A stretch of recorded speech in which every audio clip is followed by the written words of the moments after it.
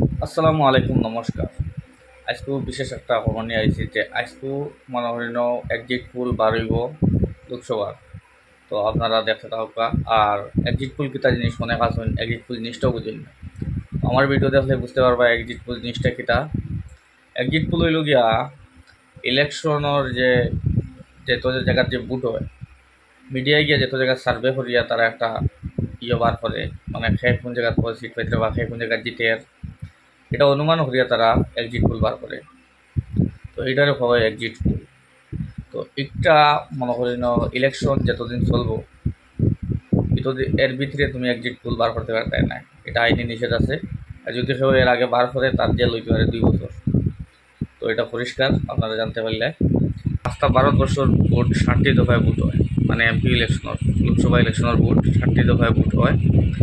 আর আজকে হইল গিয়া 1 তারিখ, আজকেও আখেরি দফা আর কি, লাস্ট দফা, 5টায় শেষ। এক্সিট পোল বার হইব আধা ঘন্টা পরে। এক্সিট পোল বার করতে পারবে। ইলেকশন থাকাকালীন অবস্থায় এক্সিট পোল বার করতে পারবে না। যে বার করবো তার 2 বছর জেল হইতে পারে। তো আশা করি আপনাকে আবারও ক্লিয়ার করে দিলাম। আর এক্সিট পোল যে 100% সঠিক কেউ দিতে পারতো না, এটা গ্যারান্টি কেউ দিতে পারতো না যে আমার এক্সিট পোল সঠিক। এই সেই 70% 60% এক্সিট পোল মিলে যায়, বুঝছেন কিনা। একটা ওটা দেশের একটা আলামত পাওয়া যায় যে খেয়ে জিতবো, খেয়ে হারবো। এটা মানে অনেকবার এটা মিলছে, ঠিক আছে। আর 2 একবার দেখা গেছে জিনিসটা মিলছে না। তো ওটার মধ্যেও তফাৎ। আর এটা মানে এক্সিট পোল দেখলে একটা আন্দাজা লাগাই যায় যে খেয়ে জিতের, খেয়ে হারের। আশা করি আপনাদের বুঝতে পারছেন।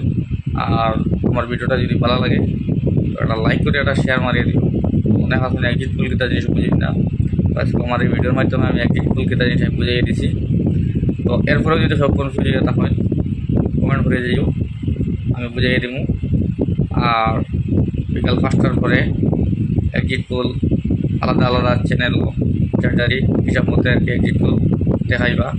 তো যে সব চ্যানেল যে সেম এক্সিট পোল হইব এগুলো কোনো কথা নাই। আলাদা আলাদা চ্যানেল আলাদা আলাদা এক্সিট পোল থাকবো। আশা করি আপনাকে 5টা পরে দেখতে পারবেন। আর ইলেকশন রেজাল্ট 60 তারিখ, এটা তো আপনাকে খুব ভালো করে জানো। আশা করি আমার ভিডিও ভালো শেষ করলাম। ধন্যবাদ।